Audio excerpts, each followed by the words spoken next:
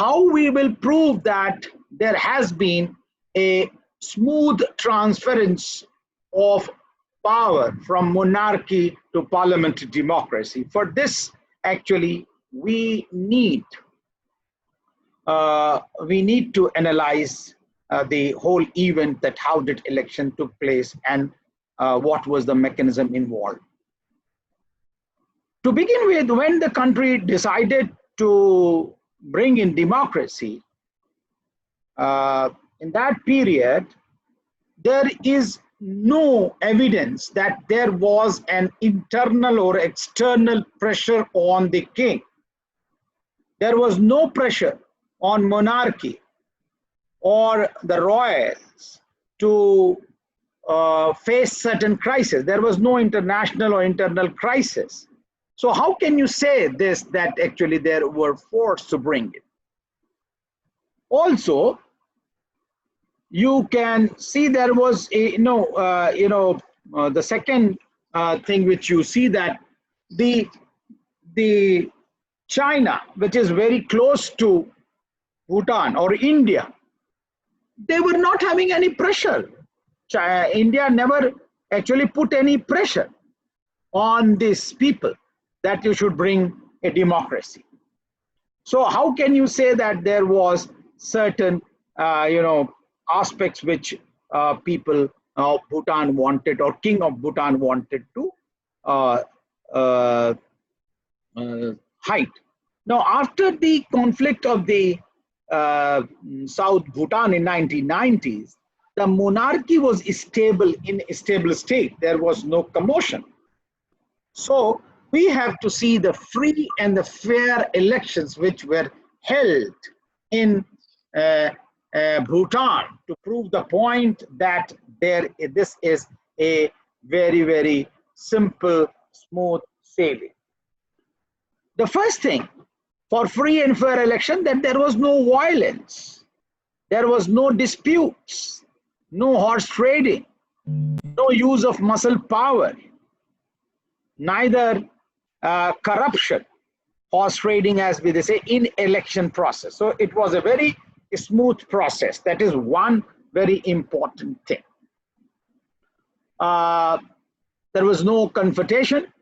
The second thing, that they were smooth, the testimony comes from media. Media is very important in Bhutan, according to Nitisha. She says that the media did not report any corruption, any unwanted incidents which was taking place. And democracy, the media takes democracy very seriously, and even the national newspaper, Queensel is the national newspaper.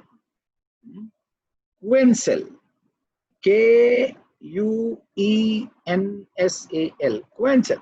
The national newspaper did not report any irregularity during the elections. There are two other independent newspapers, Bhutan Times and Bhutan Observer, both of which are widely circulated and contribute significantly in the making of public opinion. They did not report anything, any say horse trading or any corruption. Along with the newspapers, there is Bhutanese Broadcasting Corporation or Broadcasting Service. There is TV and there is radio and there is FM channel. All have not reported any of the things.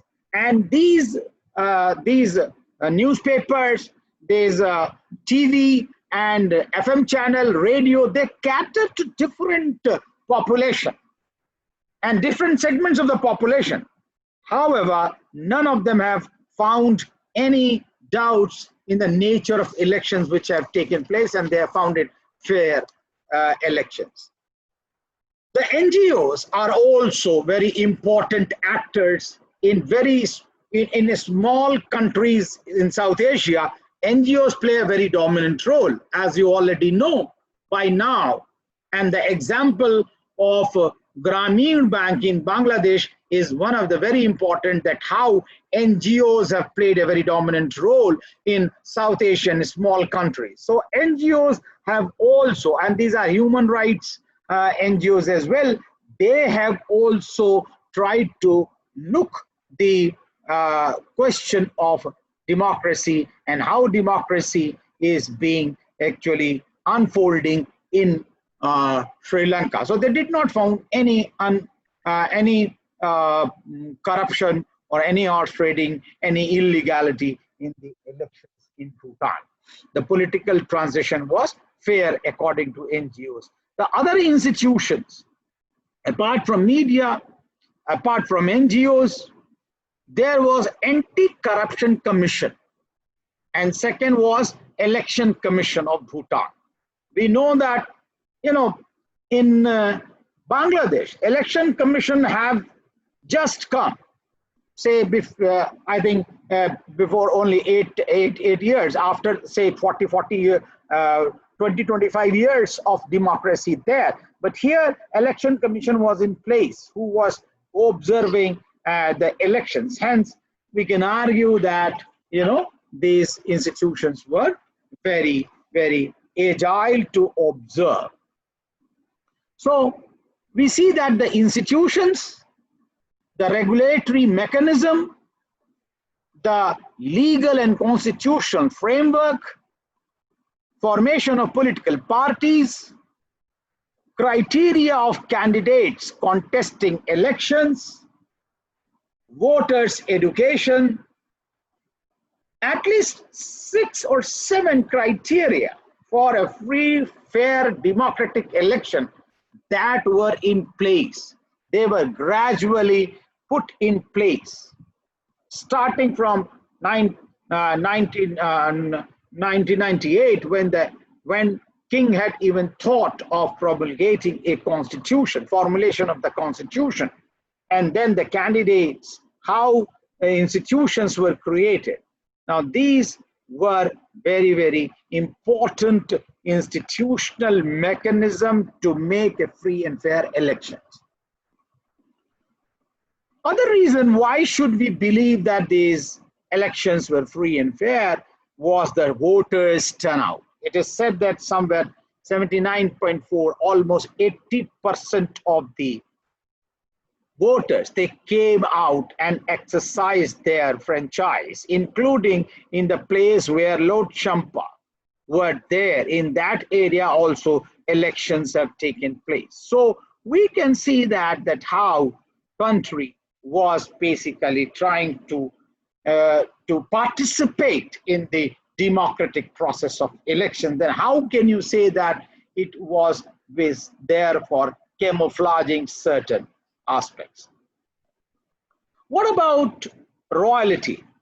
Whether the royalty was questioned in the election, or that was a question in election or not, is another issue that we can look into. Now, in that, if you see, monarchy was not an electoral issue at all. Why? Because monarchy had in itself given up the power. They had brought out democratic transformation through careful planning efforts they had made, and they had also been involved actively in bringing out. So these are few reasons which, media, NGOs, institutions, the participation of the people, the radios, all these actually are a witness. And then there were international observers. International observers were also put in 2008 election, and they also declared that this was a free and fair. Hence, there are a number of evidences to prove the point that the political transition in Bhutan has been a smooth process where from monarchy to democracy, and monarchy has played a very dominant role in bringing out the transformation. It is not just only imposition. Okay, that is one very important aspect of democracy to state. Now, the second aspect, which is related, which also proves the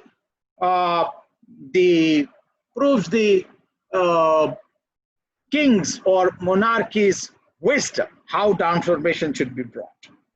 Now, this is what we call it as constitutional development. If we can prove that constitutional development has taken place very smoothly, and within that, people had sought a parliamentary democracy form of the government, then also we can say that, look, democracy has come to stay. So we are now aware that Lord Champa dissenters have been basically demanding a Bhutanese responsible government, but the Lord Champa was demanding a written constitution, and also they were demanding universal adult franchise. That is one very important socio-political context in which we can locate the formation of the constitution of Bhutan. The second, the king was of the opinion that Bhutan cannot afford all the tenets of democracy as people are asking. So in prevailing circumstances, and especially the two events which I have talked, which is very near, which is near to Bhutan, that is India. The two events, one is Sikkim and another is GLNF movement in India. You know, these two events, one Lord Champa's asking for democratization, and another we have seen that how actually in Sikkim people, if they did not get freedom enough, autonomy enough, they want to cross over. And that's where we can see that these were very, very important reason for king to democratize.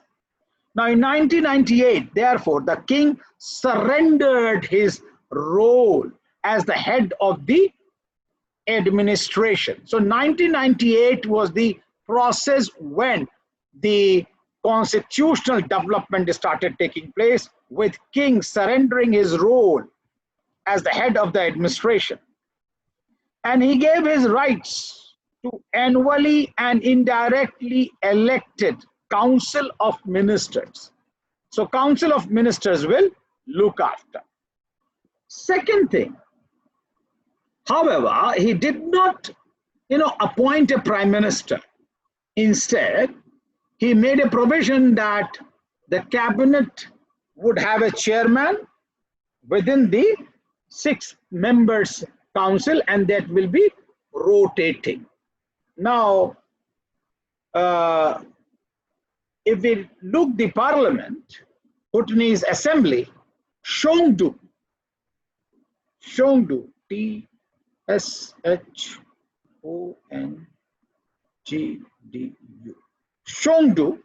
Shongdu is the National Assembly of Bhutan. Now this basically has the 6 members council, and they govern, and king had given them the right to govern. However, it is also pertinent to note the point that ever since the new experiment in the cabinet making was restored or started, Lord Champa have been representing themselves in they wanted that they should be represented in Shongdu or in the parliament. But in 2009, they were not given the right to be represented, as they lost, many of them lost the citizenship. But now, after 1998, 2001 is an important date in the formation of the constitution. Now, the king made a constituent assembly, 39-member constituent assembly. The king took this step and he made a constituent assembly. So one was, king had given his rights, and now constituent assembly is there to draft the constitution. There were 38 members besides the chief justice of a high court. So 39 members. Apart from, there was chairman, there was a speaker, there were 20 district developmental council, 20 district developmental councils. These are very important institutions. So there were also 5 representatives from the royal government. There were 2 lawyers.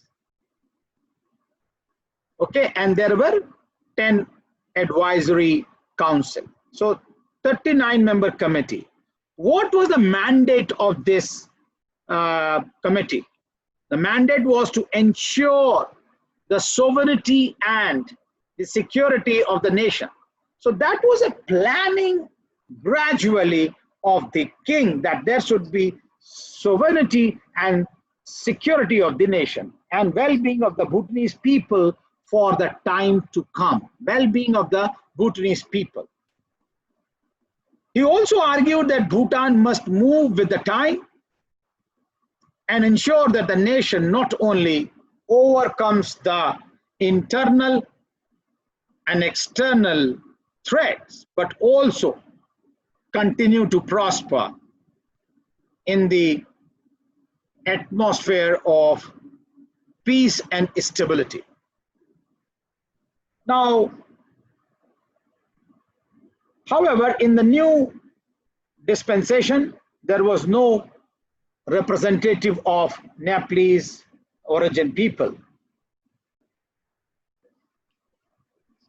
But what is more important for us to note here is that the king who desired the new constitutional dispensation for the people, he was leading the whole movement.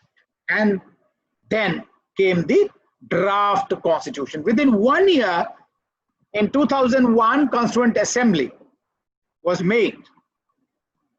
Of course, there are only 24 articles, so it could be made in within 1 year. And by the end of 2002, a draft constitution was ready for discussion, and it was placed before the Shongdu for the view. You know that Indian constitution was, it took somewhere 2 years. 2 years. 11 months and 18 days. Okay, so, but there was 395 articles and there were 7,000 amendments. But here I do not find any amendment actually. So we can see that the process of the constitution was a very simple exercise in Japan, in Bhutan. Therefore, actually, it took 1 year. So now what happens that the whole constitution was put, draft was in the command of the king. The king commanded the whole draft constitution, and he was basically debating with that. Now, for doing the same, for debate the constitution, the country's opinion, public opinion was sought. Now, for this, what happened? It was not actually put like this and then you debate. No. What he decided, that every district development council should discuss the draft. And it was intended that every article would be explained to the subjects in simple language. Once they have understood, and once they have understood in that language, and if they have given consent, then and then only it will be placed in front of the parliament Chengdu. Okay. Further, very important aspect of this whole development was that it was also intended that the constitution should be incorporating the time and tested traditional laws of the land. Traditional laws of the land have to be incorporated in the new constitution. So along with the modern laws, there were traditional laws. Rules should be simple, also in simple enough so that people can understand the whole concept of the rule. Now, what was the role of the prince and the king? That is very important here. It's not that king sat in his palace. No. The king and the crown prince, they moved from district to district. They explained the nuances of the articles. 34 articles they have. Actually, I said 24, no? Earlier, it is 34 articles. They explained the 34 articles and they educated the subject that, look, the nuances of the whole article in a very paternalistic way. So, two very important, two articles which I want to just discuss. Article 2 of the Constitution declares the king to be the head of the state and the symbol of unity of the kingdom and the people of Bhutan. The king will retire after 65 years of age. So nowhere in the world king retires. Here is very important. Article 2 of the Bhutanese constitution says that he will retire after 65 years. Article 4 requires the state to preserve, protect, and promote the linguistic heritage of the country. Language becomes a very important aspect of the nation. This means Zonka, the state language, and the denial of rights of the Lord Shampa, Nepalese language. Okay. Now, in this manner, the whole discussion around the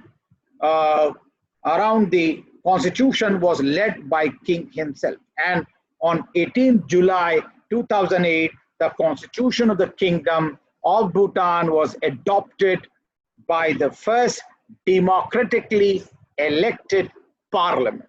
So 18th July 2008, the Republic Day of, you can say.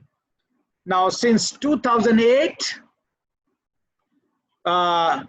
we can say that elections have taken place, and in 2018 the last election have taken place.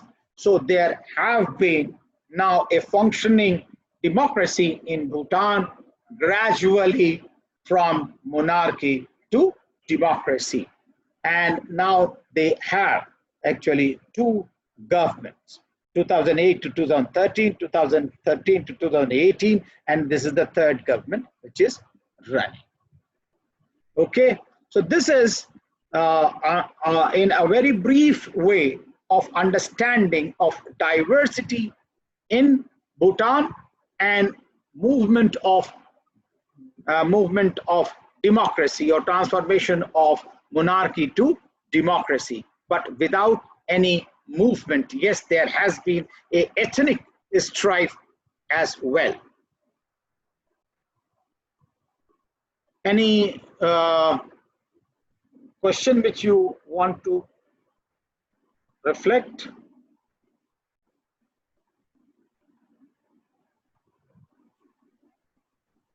So that is the end of lecture on Bhutan.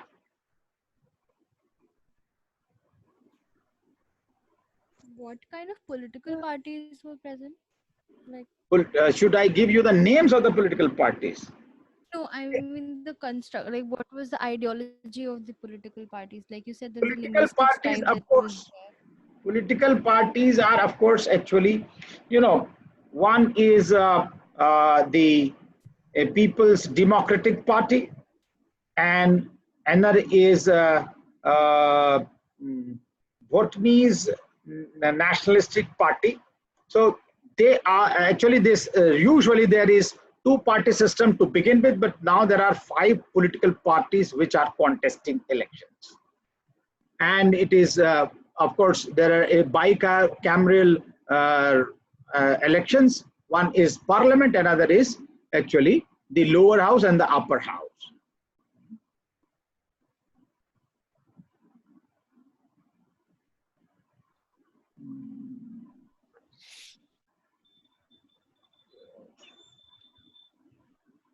So what was just one question?